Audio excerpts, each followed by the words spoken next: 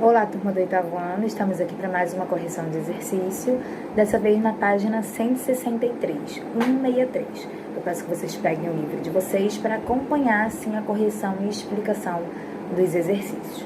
A primeira, lá em atividades, o número 1, ele traz uma tirinha. Essa tirinha é uma história em quadrinhos, né, em forma de tira, que vem em uma sequência contando uma história. Se vocês analisarem a história da tira, mostra uma pessoa desenhando na parede, a outra dizendo para ela que aquilo ali não tinha validade nenhuma. Aí na terceira tirinha ele diz que aquilo ali é o que faria, né, a tribo dele ficar conhecida. O outro discorda, diz que o que vai fazer a tribo ficar conhecida não é a arte, não é a pintura, tá? E por fim, no último quadrinho, mostra várias luas depois, o homem, né, atual, o homem moderno, visualizando aquela pintura feita pelo aquele homem primitivo, tá? Então, o que a tira, a história conta? Na verdade, ela está trazendo o que é uma realidade, né? O fato de a arte ter chegado até nós, nos dias atuais, graças a homens primitivos que deixaram as suas marcas nas paredes. Aí ele traz a pergunta. Analise a tirinha com base no que você aprendeu nessa unidade sobre narração visual e textual dos quadrinhos, além dos elementos desse gênero, textos, personagens, balões e etc. Ele quer que você cite, que você explique, narre, né, o que você está entendendo da tira. Bem, a gente pode citar a importância, né, que nos permite que a arte tenha chegado até nós, bem como a cultura, os costumes, as atividades, né, do ser humano em geral, de épocas passadas, tá? De tempos passados. A número 2 não precisa, podem pular.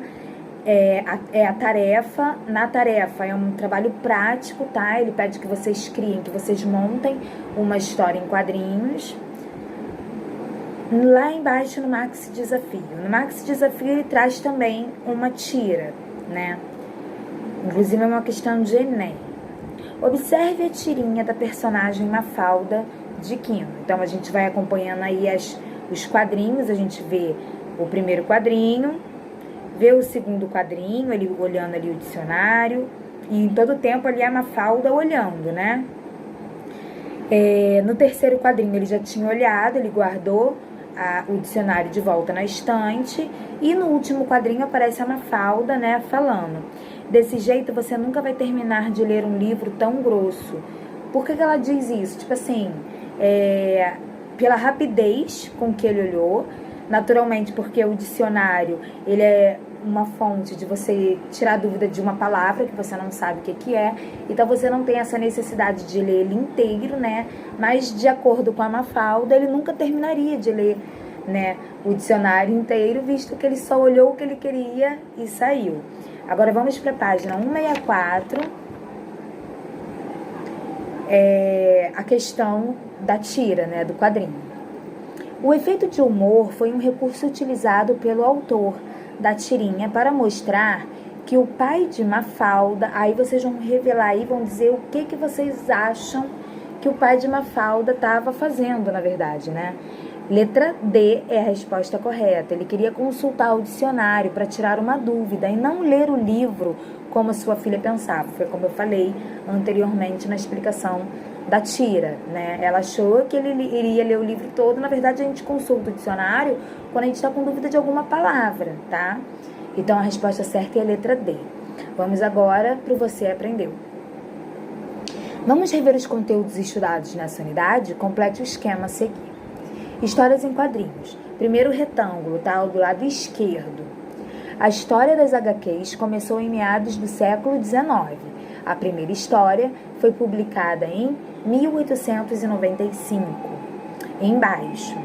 As HQs foram consideradas, durante muitas décadas, uma arte menor, uma forma de expressão que não tinha espaço nem nas artes, nem na literatura. Embaixo. A partir da década de 1960, as HQs foram reconhecidas pelo seu potencial artístico e comunicativo, com inúmeras publicações de autores reconhecidos. Por último, a charge é um gênero de HQs que une imagens e textos em uma proposta crítica sobre o contexto histórico, social, cultural, econômico e político, contemporâneo à época da sua criação. Agora vamos para o lado direito, primeiro retângulo. No Brasil, as HQs apareceram praticamente no mesmo período que nos Estados Unidos e na Europa. Embaixo, a primeira revistinha dedicada ao público infantil surgiu em 1905 e desde o aparecimento das primeiras HQs, vários autores e personagens se consagraram junto ao público brasileiro.